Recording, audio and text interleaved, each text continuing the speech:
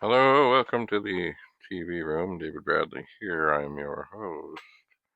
So, what I'm going to do now is just run through again how you change the different color. Like, just if you want to have a different color on the screen while you're doing things. There are 8 keys along the top, 1 to 8, that have different colors. If you press Control, now watch, I don't know if you see the cursor. If you press Control, hold it down. Now I'm going to press 1, then the cursor goes away because I've changed it to black on black. And black on black means you can't see anything. So I press Control and press 2, I get a white cursor. If I press Control 3, I get red. 4, I get cyan. 5, I get purple. 6, I get green.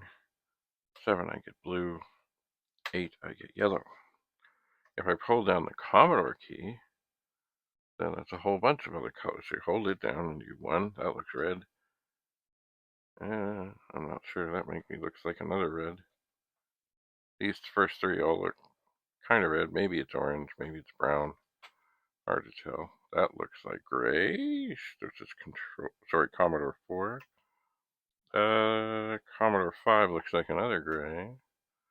Commodore 6 looks like a light blue cyan-y kind of thing.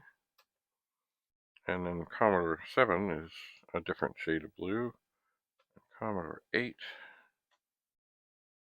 well, that looks like another kind of gray.